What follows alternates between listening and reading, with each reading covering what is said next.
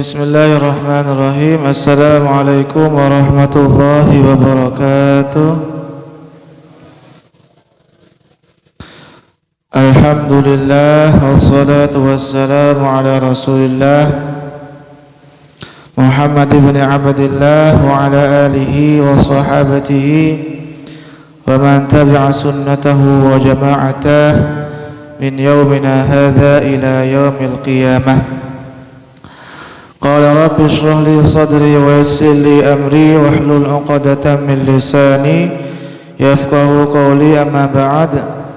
Fa ya ibadallah, usi nafsi wa iyyakum bi taqwallahi faqad fazal muttaqun wa la tamutunna illa wa antum muslimun. Faqala ta'ala mudzakiran bidzalik, ya ayyuhalladzina amanu taqullaha wa qulu qawlan sadida yuslih lakum a'malakum wa yaghfir lakum dhunubakum wa may yuti'illaha wa rasulahu faqad faza fawzan 'azima. Bapak Ibu rahimakumullah, alhamdulillah kita panjatkan syukur kita hanya kepada Allah Subhanahu wa taala, masih dipertemukan kembali dalam majelis ini sedikit belajar hadis-hadis dari Nabi kita Muhammad sallallahu alaihi wasallam. Dan semoga kajian kita dicatat amal ibadah berpahala di sisi Allah Subhanahu wa taala. Amin.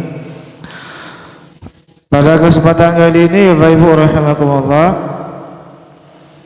kita masuk di subbab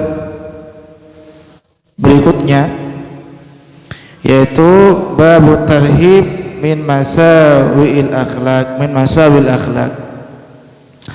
Bab tentang atau bab yang menjelaskan tentang peringatan untuk menjauhi atau meninggalkan akhlak atau perilaku tercela atau akhlak tercela.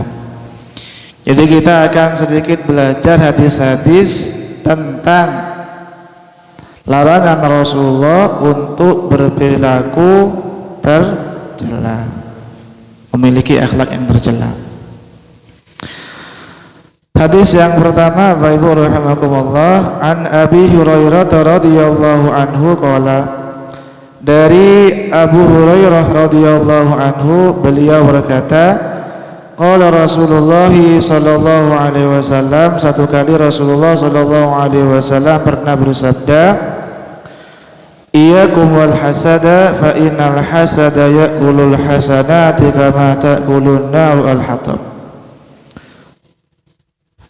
Hadis ini sebetulnya pernah kami sampaikan di 2 minggu yang kemarin, sedikit kita bahas, tapi pada kesempatan kali ini kita mengulang kembali.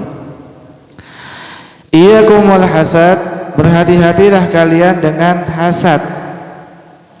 Fa innal hasad, karena hasad itu bisa menghilangkan amal kebaikan sebagaimana api melalap kayu bakar. Jadi akhlak tercela atau perilaku tercela yang disebutkan dalam hadis ini yang sama-sama untuk kita hindari adalah hasad, iri, dengki. Kalau ini sudah melekat dalam diri kita, itu sangat berbahaya, karena bisa jadi amal ibadah kita yang sekian banyak itu, katakanlah seperti itu, akan hilang, akan sirna disebabkan memiliki perilaku atau sikap hasad, dengki, iri kepada orang lain. Dalam pengertian umum, hasad itu biasanya diartikan mengharapkan kenikmatan orang lain hilang. Hasad itu, jadi kenikmatan yang didapat oleh orang lain dia harapkan segera sirna, itu hasad. Misalkan teman kita atau kolega kita naik pangkat, hasad, iri, gitu ya. Dia menginginkan agar koleganya itu tidak naik pangkat, itu hasad. Atau hasad juga tidak menginginkan orang lain mendapatkan kenikmatan yang sama dengan kita atau kenikmatan yang lebih besar daripada kita. Itu juga hasad, itu masuk kategori hasad. Kita udah jadi apa biasanya? Udah jadi bos misalkan gitu ya. Orang lain dia halang-halangi orang lain untuk jadi bos juga gitu ya. Agar orang lain itu tidak setara dengan dia atau bahkan tidak melebihi posisi dia. Itu masuk kategori hasad. Termasuk yang sering adalah hasad itu dia mengharapkan kenikmatan orang lain hilang dan kembali kepada dia. Ada atau tidak seperti ini nih? Ada. Jadi dia berharap kenikmatan yang didapat orang lain itu sirna, dan yang diharapkan adalah kenikmatan itu bisa dia dapat. Itu hasad. Dan tentunya banyak pengertian-pengertian yang lain dari hasad itu, tetapi setidaknya 2 atau 3 definisi tadi adalah cukup mewakili untuk mendefinisikan apa itu hasad, apa itu iri ataupun dengki.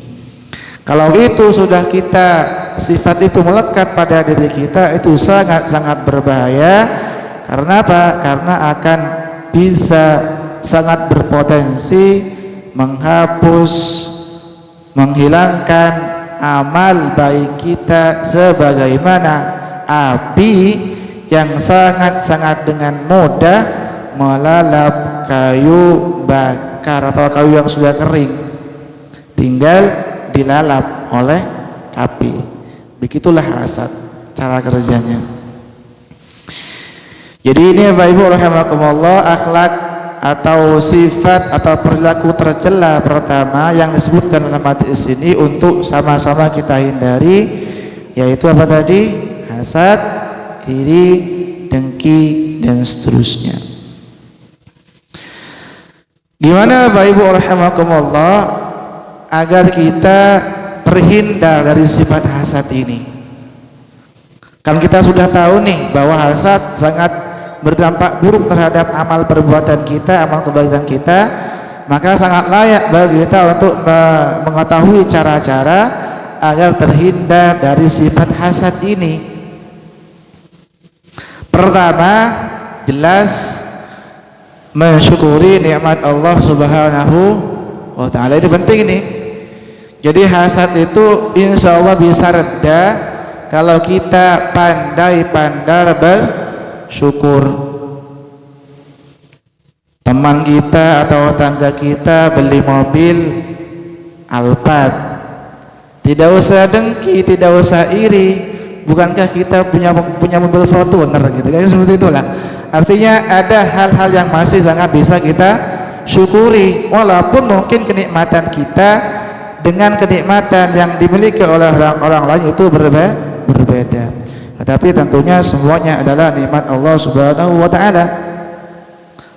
Orang lain gajinya sekian ratus juta, tidak perlu iri, tidak perlu dengki.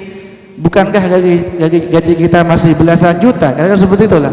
Artinya ada banyak hal yang masih bisa kita syukuri kepada Allah Subhanahu wa ta'ala. Itu yang pertama, agar sifat hasad ini bisa reda. Pertama adalah mensyukuri nikmat Allah Subhanahu wa ta'ala, pandai-pandai bersyukur. Masih banyak hal yang bisa kita syukuri kepada Allah Subhanahu wa ta'ala. Yang kedua, hasad itu bisa dikurangi atau bisa reda dengan cara memohon kenikmatan yang sama kepada Allah Subhanahu wa ta'ala. Misalkan teman kita, tetangga kita, kenalan kita, katakanlah seperti itu, rizkinya diluaskan oleh Allah Subhanahu wa ta'ala. Tidak perlu iri, kita bisa meminta kepada Allah, berdoa kepada Allah agar diberikan kenikmatan yang sama. Bukankah ketika Allah mampu meluaskan rezeki kepada teman kita, Allah juga mampu memberikan hal yang sama kepada kita? Kan sama. Ketika Allah memberikan orang itu A, Allah juga bisa memberikan hal yang sama kepada kita. Makanya tidak perlu iri, tidak perlu dengki. Itu. Kemudian yang ketiga, Bapak Ibu rahimakumullah, berkaitan dengan sifat hasad ini atau dengki agar bisa segera reda. Yang ketiga adalah tidak terlalu terpaut hatinya dengan urusan dunia. Sebagaimana kata Rasulullah sallallahu alaihi wasallam, "Unzuru ila man huwa asfala minkum." Dalam urusan dunia hendaknya kamu melihat kepada orang yang ada di bawah kamu. Benar atau tidak? Benar. Misalkan kita punya rumah, itu layak disyukuri. Berapa banyak orang yang tidak punya rumah. Artinya dalam urusan dunia kita melihat orang yang ada di bawah kita ini. Kita punya mobil, alhamdulillah. Bukankah begitu banyak orang, jangankan mobil, sepeda nggak ada gitu ya? Banyak atau tidak? Banyak orang seperti itu. Artinya masih banyak hal yang bisa kita lihat, bisa kita syukuri. Dan dalam urusan dunia tidak perlu melihat orang yang di atas kita. Justru yang kita lihat adalah orang yang berada di bawah kita. Betapa banyak orang yang mungkin tidak punya pekerjaan, tidak punya rumah, gitu ya. Bener lah sebenarnya, bener ya. Iya, ini saya ngomong saya pribadi nih, gitu. Itu betapa banyak, tapi masih banyak hal yang bisa kita syukuri. Itu penting itu. Nah, itu beberapa hal agar sifat atau perilaku hasad, dengki, iri ini bisa segera reda. Pertama tadi bersyukur kepada Allah. Yang kedua bisa meminta kenikmatan yang sama kepada Allah. Yang ketiga adalah melihat kepada orang yang berada di bawah kita dalam urusan dunia. Adapun dalam urusan ibadah, urusan akhirat, melihat kepada orang yang berada di atas kita, Bapak Ibu sekalian. Itu teman saya udah bisa ngaji ya, masa saya enggak gitu ya? Kayak seperti itulah. Lah, teman saya itu udah hafal Al-Fatihah gitu ya, masa sekarang saya masih alif tasa gitu ya? Kayak seperti itu. Jadi dalam urusan pahala, urusan ibadah, urusan amal-amal soleh, kita melihat kepada orang yang ada di atas kita.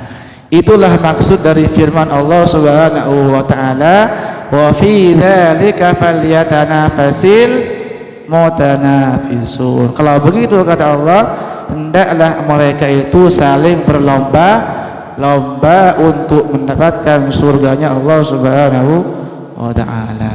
Itu penting itu. Dalam urusan dunia melihat yang berada di bawah kita, dalam urusan akhirat, urusan amal-amal soleh, melihat orang yang berada di atas kita. Itu kok sudah hafal juz 1 ya? Masa saya masih Al-Fatihah doang gitu ya? Kemudian dia gembut agar bisa menyamai prestasi ibadah yang didapat oleh temannya itu. Itu bagus. Itu maksud dari wa fi dzalika falyatanafasil mutanafisun, atau dalam ayat yang lain Allah katakan fastabiqul khairat, berlomba-lombalah dalam amal kebaikan. Surah Al-Baqarah 148 dan surah Al-Maidah ayat 48. Panjang ayatnya. Makanya Bapak Ibu rahimakumullah, sebagaimana hadis yang kami sampaikan kemarin, ada dua orang yang layak kita iri kepada dia sebagai momentum untuk mempercepat atau meningkatkan amal-amal soleh. Kata Nabi kita sallallahu alaihi wasallam, la hasada illa fitnain. Tidak boleh ada hasad kecuali pada dua perkara. Rajulun atahullahu malan fasullita ala halakatihi bil haqqi. Tidak boleh hasad kecuali pada dua perkara, pada dua orang. Kepada siapa kita boleh hasad? Pertama, kepada orang yang Allah berikan dia harta, kemudian orang itu menyalurkan hartanya kepada jalan kebaikan. Kita melihat teman kita mungkin gajinya lebih rendah daripada kita, tapi infaknya lebih besar daripada kita, itu wajib kita iri itu. Kita gaji 10 juta, teman kita 1 juta, ternyata nyemplungin ke kotak amal teman kita 10.000, kita 1.000. Nah, itu gak seimbang itu. Kalau kita punya teman yang seperti itu, patut kita iri gitu, bahasa Indonesia mungkin ya, sebagai motivasi kepada kita agar juga berlomba-lomba dalam menyalurkan harta yang kita miliki itu. Ini penting ya Bapak Ibu rahimakumullah. Jadi kalau ada orang yang Allah luaskan rezekinya, kemudian orang itu menyalurkan hartanya di jalan yang diridhai oleh Allah Subhanahu wa taala, kalau kita punya teman yang seperti itu, kolega seperti itu, layak untuk kita berlomba-lomba dalam urusan kebaikan dengan orang itu. Insyaallah memotivasi kita untuk melakukan kebaikan yang sama dengan orang itu. Yang kedua, kata Rasulullah sallallahu alaihi wasallam, orang yang layak kita iri kepadanya adalah rajulun atahullahul hikmata fayaqdi biha wa yu'allimuha. Orang yang Allah berikan ilmu, kemudian orang itu mengamalkan ilmunya dan mengajarkan ilmunya. Jadi kalau kita punya teman dan seterusnya, orang punya teman yang dia berilmu, kemudian dia mengamalkan ilmunya dan mengajarkan ilmunya kepada orang lain, kita layak iri kepada dia sebagai stimulus, perangsang kepada kita untuk juga melakukan kebaikan yang sama atau bahkan melebihi dengan orang itu. Itu boleh seperti itu. Bahkan tidak hanya boleh Pak Ibu ya, sangat layak gitu ya untuk kita setara dengan orang itu. Teman kita mungkin tahajud rutin sekarang jam 4 kurang, malah jam setengah 4 misalkan dia salat tahajud, atau jam 3 salat tahajud. Kita layak untuk menyaingi orang seperti itu. Kita jam 3 kurang 5 mungkin kira seperti itu. Itu maksud dari berlomba-lomba dalam kebaikan.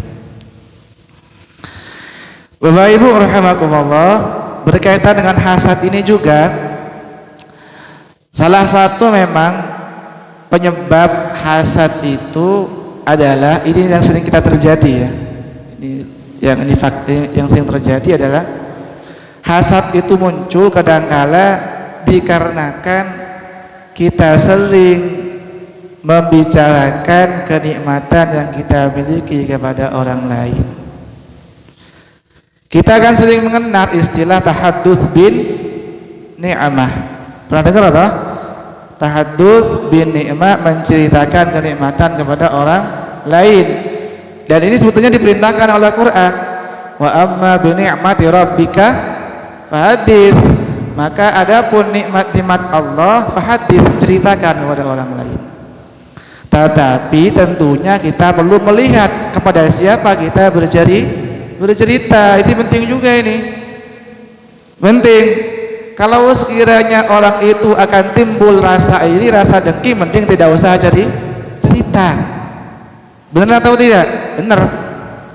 Jadi sekalipun ada perintah dalam Al-Quran untuk tahadduts bi ni'mah, untuk menceritakan kenikmatan-kenikmatan yang diberikan oleh Allah kepada orang lain, kita tetap harus melihat kepada siapa kita bercerita. Kalau kepada orang yang mungkin punya dikit-dikit iri, dikit-dikit dengki, sebaiknya tidak perlu bercerita. Udahlah diam aja gitu, seperti itu. Apalagi nanti bisa ujub, sombong dan seterusnya. Dan boleh jadi akan menimbulkan tadi sikap iri kepada lawan bicara kita. Ini penting juga ini. Jadi tetap harus melihat kepada siapa kita bercerita, itu penting.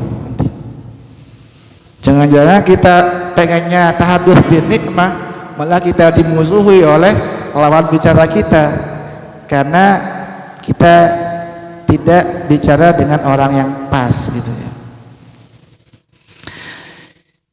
Kira-kira seperti itu Bapak Ibu rahimakumullah. Jadi perilaku atau sifat tercela pertama yang disebutkan dalam hadis ini adalah hasad, dengki, iri.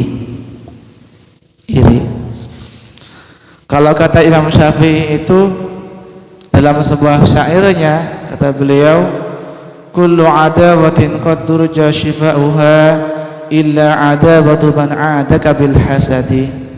Setiap permusuhan masih bisa disembuhkan illa adawatu man 'adaka bil hasadi, kecuali orang yang memusuhi kamu atas dasar hasad.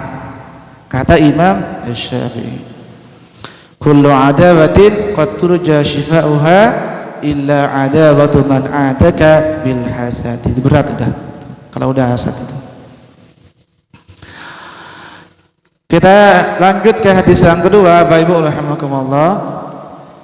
Wa anhu, dari Abu Hurairah radhiyallahu anhu qala, beliau berkata, qala Rasulullah sallallahu alaihi wasallam, laitha syadid bis sur'ah. Bukanlah orang yang kuat orang yang jago gulat. Jadi orang yang jago gulat, orang yang jago tinju atau apa dulu, smackdown dulu ya, bukanlah orang yang kuat. Atau sekarang ada UFC ya, kalau di itu MMA apa itu namanya itu, Khabib ya, Khabib atau Makhachev, Islam Makhachev masih nggak tahu namanya lah, punya itu. Jadi bukanlah orang yang kuat orang yang jago pandai bergulat. Bukan itu. Siapa orang yang kuat itu? Kata Rasulullah, innamasyadidu alladzi yamliku nafsahu indal ghadab. Orang yang kuat adalah orang yang mampu menahan dirinya, menahan amarahnya ketika hendak mau marah. Tulang kuat itu. Walaupun mungkin dia kurus 40 kilo beratnya, tapi enggak ada, kecuali masih bocah ya. Jadi orang yang kuat bukanlah orang yang badannya kekar, bukan. Itu kan ada Mr. Universe, siapa itu dulu, Arnold Schwarzenegger katanya, pernah dengar apa ya? Itu aktor Hollywood, Arnold Schwarzenegger. Itu katanya Mr. Universe, orang terkuat katanya. Bukan seperti itu orang kuat kata Rasulullah, tapi ketika dia berpotensi untuk marah tapi dia tahan amarah, itulah orang yang kuat. Dahsyat sekali ini. Jadi definisi Rasulullah tentang orang yang kuat agak sedikit berbeda dengan kita. Kalau kita kan biasanya cenderung fisik, tapi ternyata Rasulullah punya persepsi yang lain tentang orang yang kuat, yaitu orang yang mampu menahan amarahnya, padahal dia sebetulnya punya kesempatan atau layak untuk marah, tapi dia tahan kemarahan itu. Dahsyat itu kalau orang seperti itu. Bapak Ibu rahimakumullah, dan menahan amarah ini memang salah satu ciri dari orang-orang bertakwa, al-muttaqin. Mana muttaqin ini? Al-muttaqin. Atau ayahnya Hanif Pak Muttaqin. Kata Allah Subhanahu wa taala dalam Al-Qur'anul Karim surah Al-Baqarah, Al-Imran 133 sampai 135, Allah menyebutkan di situ ciri-ciri orang bertakwa. Salah satunya adalah wal kadhiminal ghaidha. Orang-orang bertakwa itu salah satu cirinya adalah al-kadhiminal ghaidh, yaitu orang yang mampu menahan amarah. Ini ada beberapa cara Bapak Ibu rahimakumullah untuk menahan amarah. Ini sebetulnya pernah kami sampaikan di pengajian hari Rabu, kajian hari Rabu. Hadis Arba'in Nawawi kalau tidak salah hadis yang ke-16 tentang larangan marah. Jadi ada beberapa kiat cara dari Rasulullah SAW dalam upaya untuk menahan amarah. Pertama, dengan membaca ta'awudz. A'udzu billahi minasyaitonir rajim. Misalkan Allah sebutkan di Quran surah Al-A'raf ayat 199, kata Allah, wa imma yanzaghannaka minasyaitonir nazghun fasta'idz billahi innahu sami'un alim. Atau di surah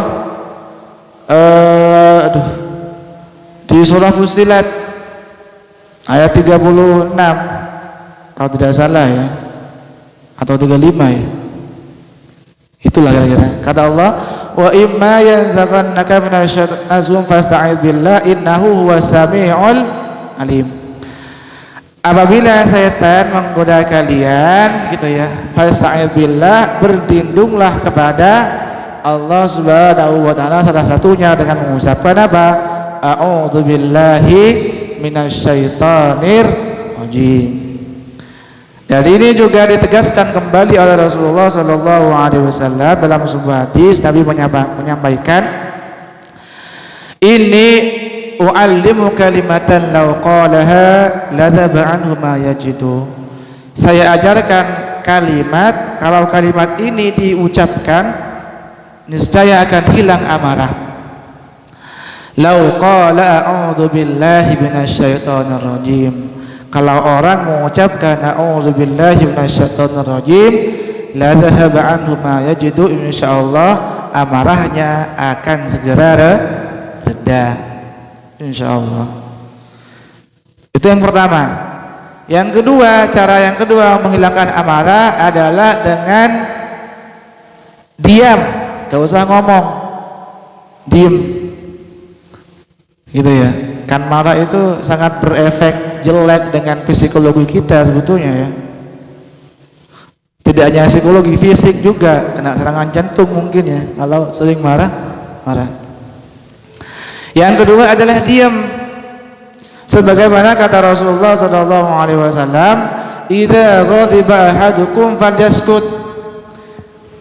Apabila salah satu di antara kalian hendak mau marah, falyaskut, diam, menang katanya. Tidak usah diluapkan terlebih dahulu, diam dulu. Insyaallah dengan diam sedikit lagi cair atau reda. Ya mungkin cara ini secara psikologis mungkin benar ya Bapak Ibu ya. Nanti bisa diteliti benar gak secara psikologis itu kalau diem akan mengurangi rasa marah. Insyaallah benar. Ya benar lah, Nabi menyampaikan. Kemudian yang ketiga, cara yang ketiga adalah ganti posisi. Kata Nabi kita sallallahu alaihi wasallam, "Idza ghadiba ahadukum wa huwa qa'imun falyajlis wa illa falyadji." Jika salah satu di antara kalian mau marah dan ketika itu kalian dalam keadaan berdiri, falyajlis, duduk. Kalau duduk masih belum reda amarahnya, falyadji, berbaring. Atau kalau lagi main HP, marah lagi nonton YouTube gitu ya, nonton bola karena timnya kalah, matikan dulu HP-nya gitu. Intinya ganti posisi, alihkan kepada pekerjaan yang lain, alihkan kepada aktivitas yang Jadi insyaallah itu bisa mengurangi atau meredakan amarah. Itu ganti posisi atau mengalihkan kepada aktivitas yang lain. Yang keempat adalah berwudu. Ini juga bisa meredakan amarah kata Nabi. Sebagaimana sabda beliau, innal ghadaba minasyaiton, sesungguhnya marah itu dari setan, wa innasyaiton khuliqa min nar, dan setan itu diciptakan dari api dan api bisa mati karena air. Wa idza ghadiba ahadukum falyatawadda, kalau begitu kata Rasulullah, kalau kalian marah wudu, insyaallah bisa meredakan amarah yang ditimbulkan oleh bisikan-bisikan setan. Wudu. Yang kelima, yang terakhir, yang pertama tadi apa? Ta'awudz, yang kedua diam, yang keempat ganti posisi, yang ketiga ganti posisi atau mengalihkan kepada aktivitas yang lain, yang keempat berwudu, yang kelima mengingat-ingat fadilah menahan amarah. Jadi kita ketika mau marah ini ingat-ingat kembali betapa besar keutamaan kita ketika kita bisa menahan amarah. Apalagi Nabi kita Muhammad SAW menyebutkan dalam sebuah hadis itu ya, man kawama al-ghaidha, barang siapa yang menahan amarah, wa huwa yastati'u ayyanfidhahu, padahal orang ini bisa untuk meluapkan amarahnya, da'ahu Allahu yawmal qiyamati ala ru'usil khalaik, Allah akan membangga-banggakan orang ini kelak di hari kiamat kepada seluruh makhluk-makhluknya Allah Subhanahu wa ta'ala. Jadi orang yang dia sebetulnya layak untuk marah, katakanlah kalau pembantu marah majikan enggak mungkin ya gitu ya. Majikan sebetulnya dia layak marah ke pembantunya, atau bos gitu ya ke karyawannya. Kalau karyawan marah ke bosnya nggak mungkin kayaknya. Misalkan Pak Safari gitu ya, punya karyawan gitu ya, namanya bos kan punya kuasa marah-marah gitu ya. Kalau karyawan kan nggak mungkin marah walaupun salah gitu ya, walaupun benar, walaupun bosnya salah sulit marah. Tapi seorang bos dia punya kesempatan untuk marah, dia layak untuk marah kepada stafnya karena mungkin melakukan kesalahan, tapi ternyata dia gak jadi marah, padahal tadi dia layak untuk marah, punya kesempatan untuk marah. Orang yang seperti ini kata Rasulullah SAW akan dibawa Allah Subhanahu wa ta'ala kelak di hari kiamat. Tuh lihat hambaku Iqbal Rawana gitu, gak marah-marah. Tuh lihat hambaku Pak Takin gitu ya, gak marah-marah. Seterusnya dibangga-banggakan oleh Allah Subhanahu wa ta'ala. Itu kalau orang yang mampu menahan amarah padahal dia layak untuk marah, tapi dia tahan amarah itu.